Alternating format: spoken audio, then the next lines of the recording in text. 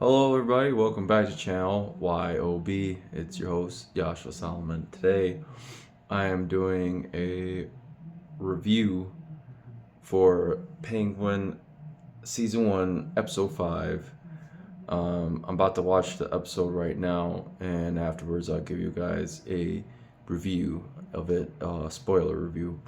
Um, my thoughts on the last episode, I did not like it. I think it was pushing feminism, propaganda, and I don't like that. I think we should tell stories that bring men and women together. I think it's more healthy. We live in a climate of division already. I don't think we need to add more stories. Like, I truly believe that there's good men and good women in this world, and I think that we need to write stories to bring men and women together, and love each other. We need to stop the cynical, everything needs to be a victimhood story, or, we don't need every time we have a black character be like, oh, it's white privilege and I'm being attacked as a black, or a woman, it's a male patriarchy. It's like, can we just stop playing victims?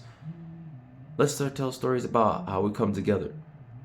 That's all I want. And I mean, other than that the feminism propaganda with Sophia, you know, I think the actress is great. I know my last episode or my last review I did for the episode 4, I said I don't think she's a good actress. She has no range. I think it's just the script doesn't give her any ability to show range because it just keeps harping on the same narrative, and it's just like you're not giving her any room to be nuanced. It's just the same point they're trying to use the character for. She's just a talking piece. And I think that it's just is as annoying. It's the same thing they did with Catwoman in the Batman. She literally had a line saying, "This white privilege." It's like, what are you talking about? White privilege? You're literally talking to a white guy, aka Batman. Did you see his jaw, his mouth? He's a white man. He's not black. So what does that mean? Why would you say white privilege to Batman? And she said like she's talking to another black man or something. Like, yeah, all these white people. It's like he's white too. So this line doesn't make any sense. And if Falcone is your dad, speaking about Catwoman, does that mean that you're like half white? So you're not even fully black. So why are you even saying white privilege? Like, what are you talking about? It's just this shoehorn in progressive liberal like PSA announcements by directors and writers from California that they have to keep putting themselves on this moralistic high ground of like, yes, I need to teach you guys about what's right and what's wrong. It's just tell a story. No one cares what what you deem is right and wrong. Just tell a story. Just we're all aware men should not treat women like second class citizens. We're all aware that racism is bad. We don't need to be reminded in Batman of these real life issues. It's very mundane and stupid and boring. But that's enough. Let's check out this episode. Hopefully, we take a break on all that crap, that propaganda crap, and just make a good episode. And I mean, it is going in a pattern of good, bad, good, bad, good, bad. So last one was bad, so I'm assuming this one's gonna be good, hopefully. But yeah, I'll give you guys a review of this afterwards. Peace. Hello, ladies and gentlemen. Welcome back to channel Y.O.B. It's your host, Joshua Solomon. Just finished watching the episode 5 of The Penguin, Season 1. And I'm giving you a review right now. First thoughts, I think this episode is way better than episode 4. Episode 4 was just a whole episode based on feminism, and I mean, it's just not necessary. Like, it's just we need, I don't know. And when I mean I don't know, I just really had to use the restroom really badly. But yeah, I just don't find that interesting. I find it very mundane, meandering, and boring. And it's been overdone in modern cinema with the like, oh, we need strong female characters. Like, let's just write strong characters in general, good men, good women characters. Like, we don't need to do that. And we could make evil bad women and evil bad men too. Like, that's just real life. Like, we should be telling stories that bring people together, not make one gender look at the other gender the wrong different ways. Like, we don't need to do all that. But episode 5, I think is way better. I am still not enjoying the stuff with Sophia. To be honest, I know what I said earlier. I know I'm going back and forth. It's nothing really against the actress. I just think what they're doing with her is just, it's so heavy-handedly a like a insert caricature for a message of a feminist message against men, and it's just like, and everything involving our character is just so, at this point, stupid. Everything involving our character at this point is just annoyingly stupid. Like, even the part where she's taking out the whole Falcone family. She has these guys, or quote unquote, just the foot soldiers. She takes out one of the guys that she kidnapped from episode 4, and the guy, she's talking about, oh, the family didn't pay you guys, and we're gonna go against the we're gonna we're at this time, we're not gonna treat you like cannon fodder. You guys are looked at as expendables. And then the guy started, I forget, look, she starts to basically saying, like, we're going to work with the Maronis and all this. And then the one guy's like, hold on, let's go over, let's calm down for a minute. And she blows his brains out in front of everybody, which is not like, oh my God, it's kind of like, I knew that was coming.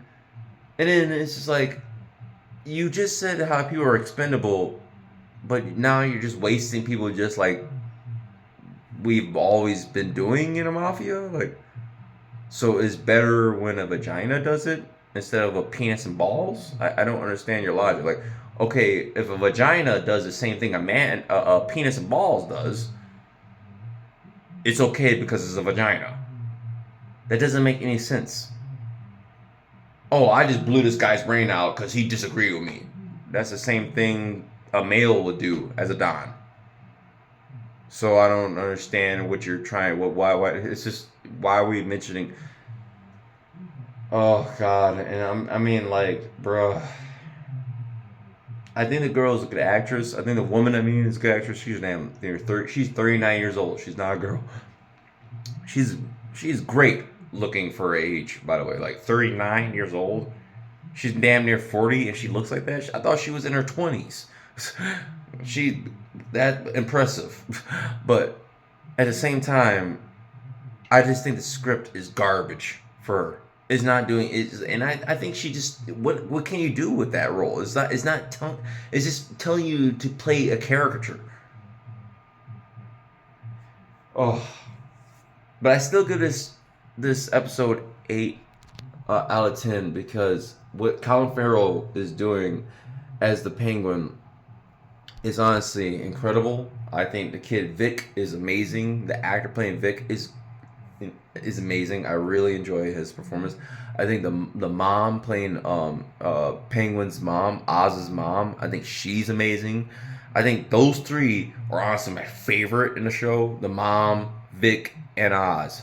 Those are my favorite. Sophia, the actress, I think she has potential. I think she is a good actress, but it's not really coming across in the show. I think she's being heavy-handedly used to push a agenda, and it's no help to her as an actress. It's just kind of like, just play strong woman, just play strong woman.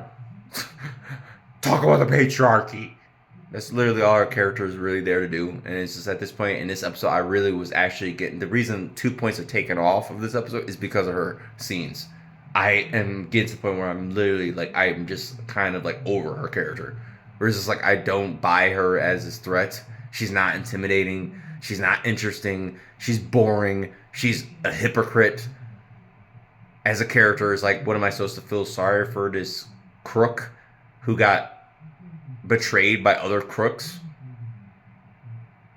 It's like, okay, it's like, I don't give a fuck about this. This is lame as fuck. Please stop shoving this character down my throat. This call the Penguin. Follow the Penguin. I don't care about Sophia.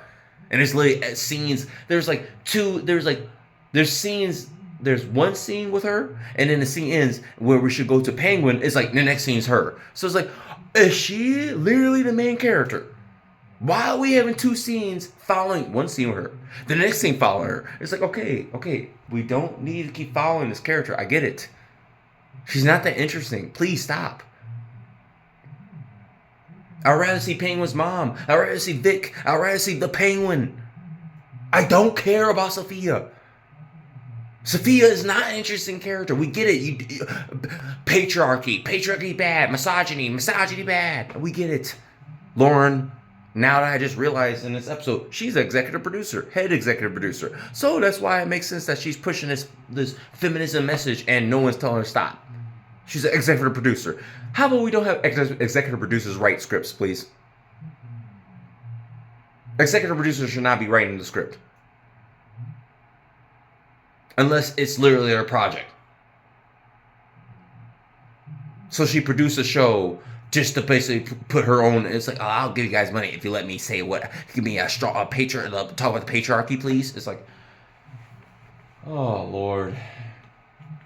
And I love the mother actress too, but I don't even like the whole thing of, oh, pretty much I'm a gold digger and I'm old and I'm just a bitter that I don't get to live in a penthouse in a mansion and I'm just gonna treat my son like shit because he didn't give me a penthouse.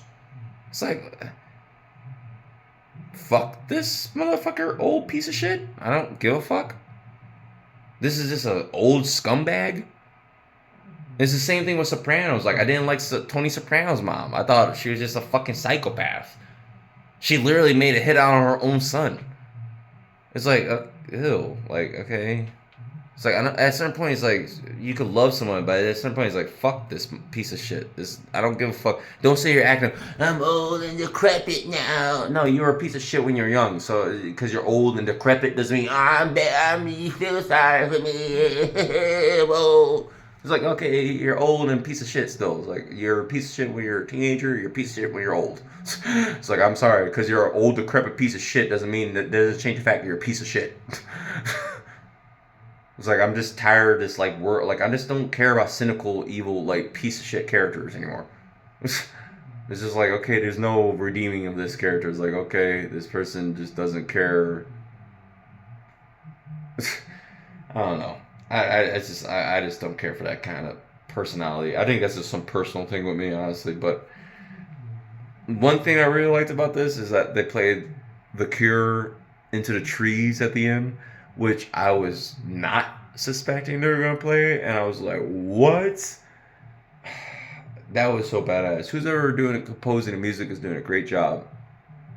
I'm really enjoying the music in this. I really enjoy the music in this. The cinematography is really good still. Everything with the Penguin, Colin Farrell, is amazing, and he made the episode 8 out of 10. And everything, and the more you focus on him, the more I enjoy the show. Pretty much. I just don't care about Sophia as a character. I think she's honestly getting to the point where she's fucking annoying now. You made her fucking annoying at this point now, where it's just almost like, oh my god, every time I see her, and it's just she's not intimidating, she's not badass, she's just kind of snarky and annoying. Even the one scene where she was talking to Maroney in his cabin, she's like, oh, I see you like wood. Like, okay, what do you call him? He likes dick or something? Like, what does that mean? He like is a fucking log cabin. What is that? Ooh, got him, got him. He likes wood because he's in a fucking wood cabin. That means he likes dick. What? Like, I'm pretty sure that's a joke she's trying to say. Oh, you must like wood. There's a lot of wood in this wooden cabin. It's like, yeah, it's a fucking log cabin in the woods, you dumb bitch. What are you talking about? How does that mean I like dick? Because I made my house I made a cabin. I got a cabin in the woods, and that means that I like dick because it's made out of wood. What are you talking about? It's just like, bruh, just get this fucking clown shit out of here. This is lame. Her character's lame. I don't find her intimidating. I don't find her interesting. She's lame. Can we follow the Penguin, please?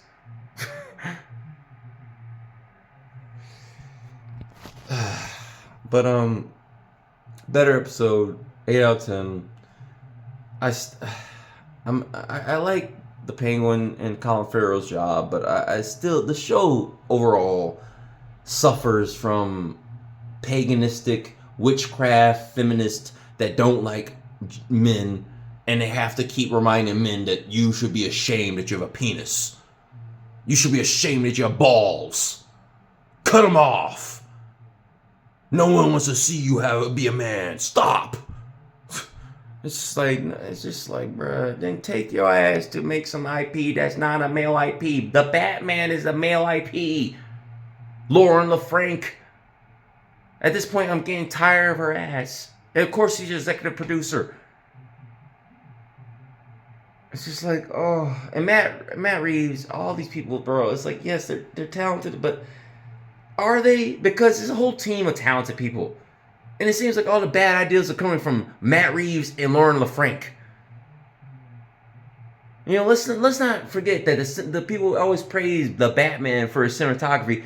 Matt Reeves is not the reason why the movie looks like that. It's his cinematographer. The same one that made Werewolf by Night, the Marvel show. He directed that, and that was amazing, and no one talks about that. He made the music. No, what am I doing? No, not that. That's not the same guy. It's the guy who made music for the Batman. They made an episode for Werewolf by Night. The cinematographer is not the same person. I'm talking about the music composer, which the music composer is amazing too. And he directed Werewolf by Night. And he directed the Medal of Honor PS1 video games music, which I never knew. And I was like, I love the Medal of Honor PS1 video games, and their music is like still iconic. The cinematographer, he made the visuals for Dune. He's a great cinematographer. Matt Reeves has nothing to do with that. I don't know. It's a very mixed bag. It's great gems in here. It's great little nuggets, and I think I recommend it to people to watch. But I give a huge warning sign that you're going to be frustrated watching it. You're going to be frustrated. I promise you're going to be frustrated watching this. But there's moments that are so good that you have to see the whole show. Because there's moments with Colin Farrell especially that I am deeply invested in. But I ran this long enough, and my arms kind of get sore holding this phone. So, yeah. 8 out of 10 episode 5. Let me know what you guys think in the comments below.